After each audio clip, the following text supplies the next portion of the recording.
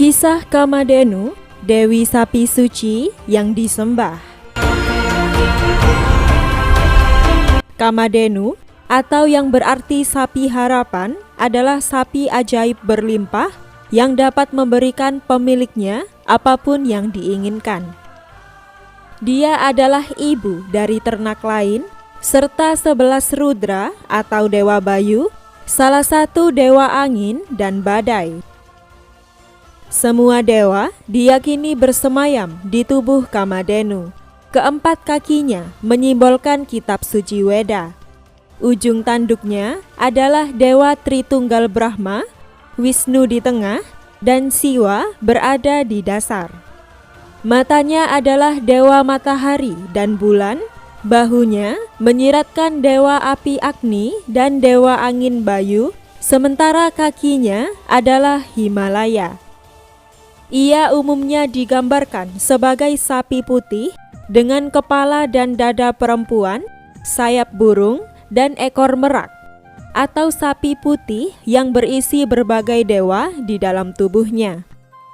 Dengan demikian, Kamadhenu tidak disembah secara independen sebagai dewi, dan kuil tidak didedikasikan untuk kehormatannya saja. Sebaliknya, ia dihormati oleh pemujaan sapi pada umumnya di seluruh populasi India yang taat. Menurut Munir Williams, sapi sering diberi makan di luar kuil dan disembah secara teratur pada semua hari Jumat dan pada acara khusus. Setiap sapi untuk seorang Hindu yang saleh dianggap sebagai avatar atau perwujudan duniawi dari Kamadhenu ilahi.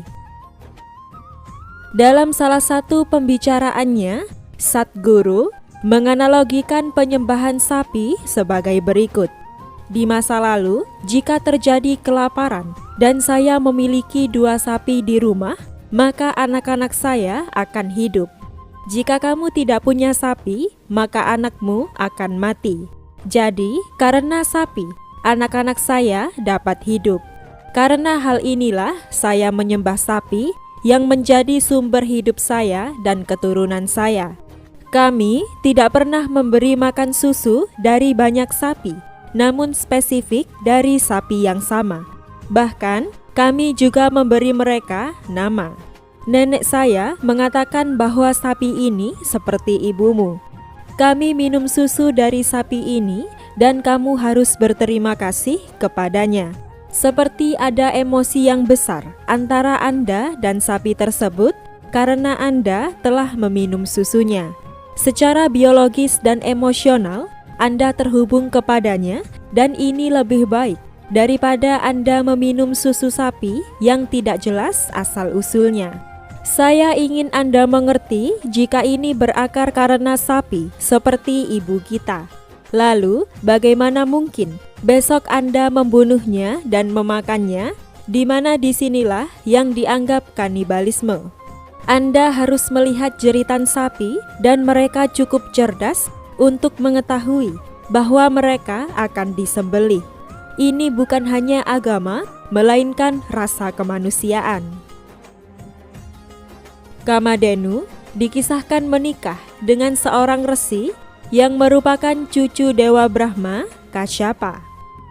Resi Kasyapa disebutkan dalam banyak teks Hindu seperti Purana dan epik Hindu, meski cerita tentangnya secara luas tidak konsisten.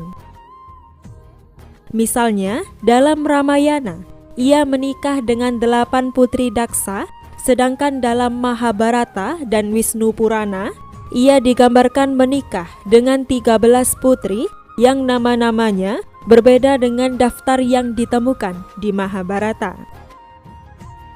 Kasyapa dianggap sebagai ayah dari para dewa, Danawa atau keturunan Asura, Yaksha sumber kehidupan dan kesuburan tanah, Daitya golongan yang bukan dewa atau manusia, sementara anak-anak Kasyapa dan Kamadhenu Surabi menurunkan 11 rudra dan bangsa lembu. Kasyapa dikatakan telah mengeringkan lembah Kashmir untuk membuatnya layak huni dan tanah tersebut dinamai menurut namanya. Berikut adalah sejarah lengkap Kamadhenu, Dewi Sapi Suci yang disembah.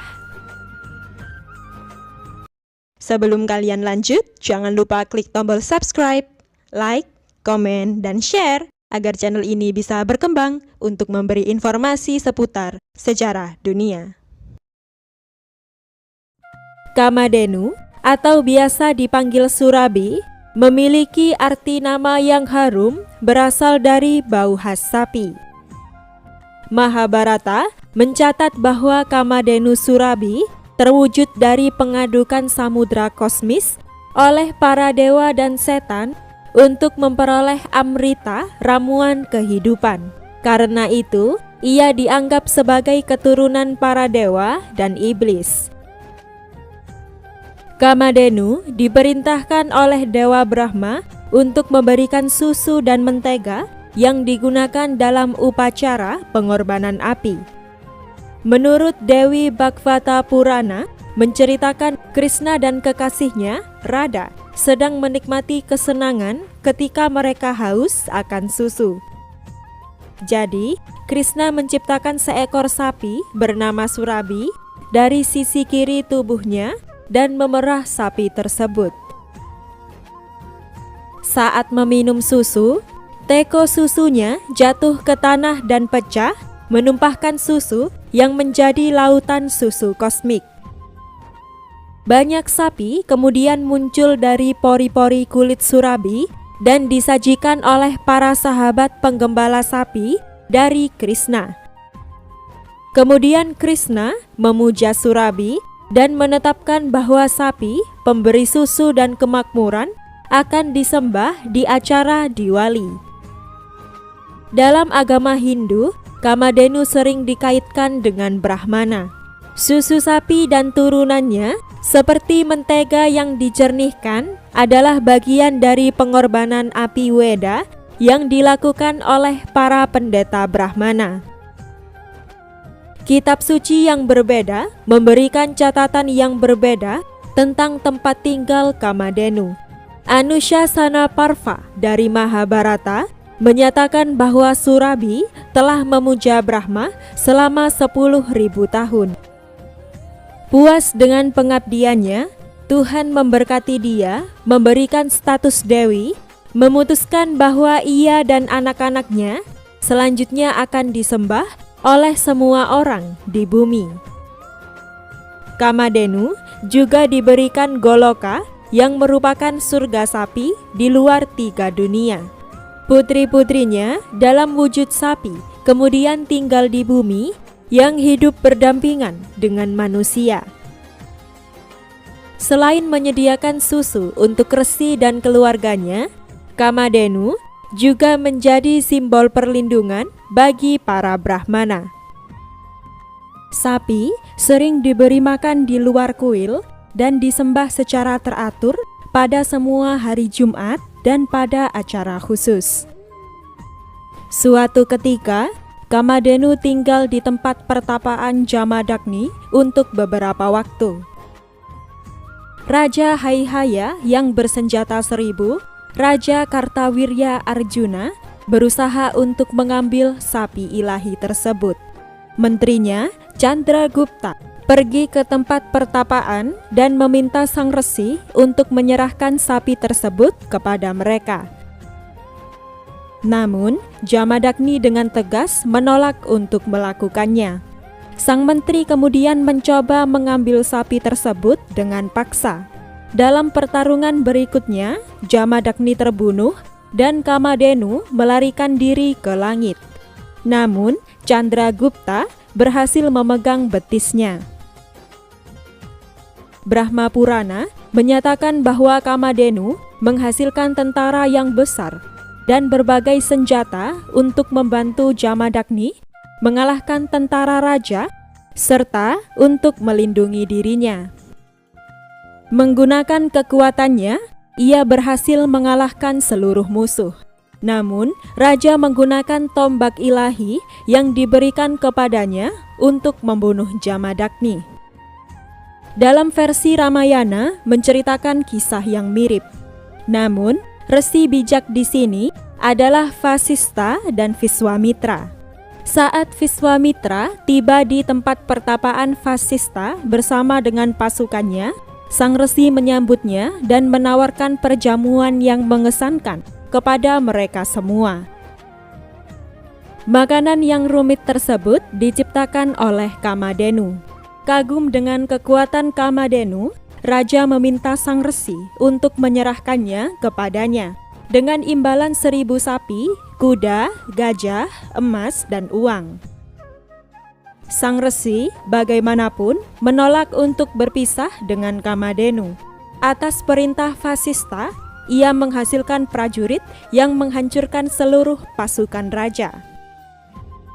Diceritakan jika Kamadhenu menghasilkan seluruh garis keturunan prajurit Saka Yavana, Kamboja muncul dari mulutnya dan Barvara keluar dari ambingnya.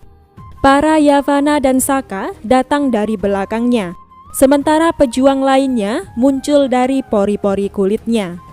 Tentara Kamadhenu juga membunuh semua putra Viswamitra. Kejadian ini menyebabkan permusuhan besar antara Vasistha dan Viswamitra. Sadar dari penghinaan, Viswamitra meninggalkan kerajaannya untuk menjadi resi yang bijak dan melanjutkan penebusan dosa yang berat. Selanjutnya, kita beralih untuk membahas dampak modern yang ditimbulkan oleh pendewaan sapi. Perdebatan dan pertimbangan perlindungan sapi menghasilkan lahirnya pasal 48 Konstitusi India yang menyatakan negara akan berusaha untuk mengatur pertanian dan peternakan di jalur modern dan ilmiah, dan khususnya mengambil langkah-langkah untuk melestarikan dan meningkatkan, melarang penyembelihan sapi, anak sapi, sapi perah, dan sapi lainnya. Namun, undang-undang ini awalnya gagal disahkan. Pernyataan tentang pengesahan sapi sekali lagi diperdebatkan pada tahun 1966 ketika agitasi perlindungan sapi menurut undang-undang yang diluncurkan oleh Hindu Mahasabha Ram Rajya Parisad yang merupakan partai kecil didominasi oleh mantan pangeran Hindu. Pada tanggal 6 November 1966, sebuah protes besar dilakukan di jalan-jalan Delhi dan dengan massa kurang lebih 100.000 orang yang melakukan pawai dengan mengacungkan trisula dan tombak. Untuk meredakan situasi ini, Perdana Menteri saat itu, Indira Gandhi, membentuk sebuah komite yang dipimpin oleh mantan Hakim Agung India.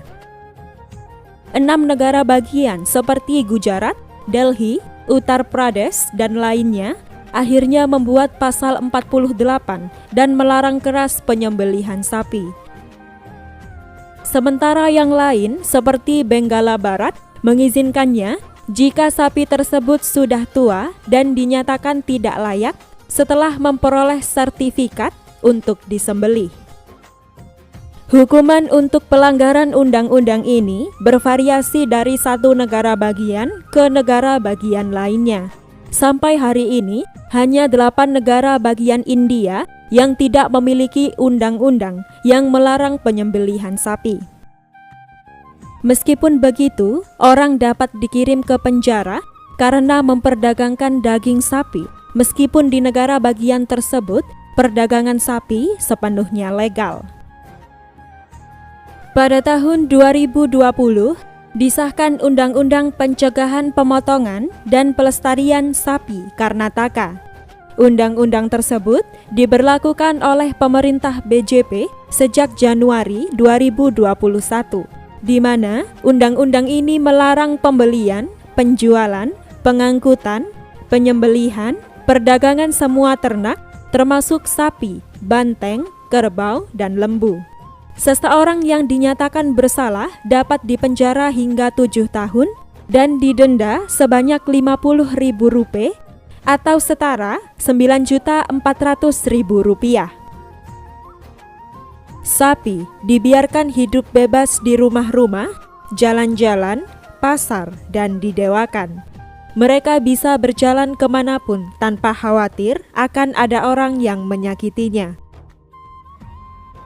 Sebagai contoh, di pedesaan Madhya Pradesh, tumbuhan pertanian telah dirusak oleh sapi dan kerbau yang diabaikan pemiliknya. Salah satu petani mengungkapkan, "Kami akan menghalau mereka pergi dari ladang karena mereka hanya menghancurkan segalanya." Di masa lalu, sapi yang sudah tua dapat dijual untuk disembelih, dihargai baik untuk daging dan kulitnya. Tetapi pada tahun 2004, pemerintah negara bagian mengeluarkan undang-undang yang melarang penyembelihan ternak. Dampaknya, sapi yang sudah tua ini ditinggalkan di desa-desa atau di pinggir jalan karena pemiliknya menemui jalan buntu. Memelihara sapi tua akan meningkatkan biaya, sementara peternak dilarang menjualnya. Masalah ini menjadi lebih buruk karena pemerintahan di bawah Perdana Menteri Narendra Modi yang mendorong larangan serupa di negara bagian lain. Dan gerakannya ini menjadi sebuah langkah yang sangat populer di kalangan Hindu konservatif. Salah satu pendeta lokal mengatakan sebagai berikut, "Orang-orang cenderung egois. Mereka mengambil susu dari sapi dan ketika sapinya tumbuh menua, mereka mengabaikannya dan membuangnya.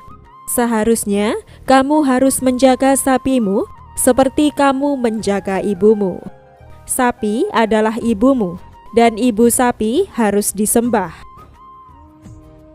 Di Madhya Pradesh, pemerintah telah menyediakan tanah atau rumah tua untuk pemeliharaan hewan. Tetapi, petani yang meninggalkan hewan di sana harus membayar 500 rupiah atau sekitar $8, jumlah yang lumayan banyak dan orang-orang tidak bersedia membayarnya. India sedang mengalami perubahan ekonomi yang cepat. Permintaan susu meningkat karena orang mencari lebih banyak makanan bergizi dan penggunaan sapi jantan di pertanian yang menurun karena mekanisasi dan meningkatnya penggunaan traktor. Di tengah perubahan ini, BJP yang berkuasa di India percaya bahwa sapi harus dibiarkan menjalani kehidupan alaminya. Pertanyaannya adalah, berapa banyak sapi yang menua dan tidak produktif yang dapat didukung pemerintah India?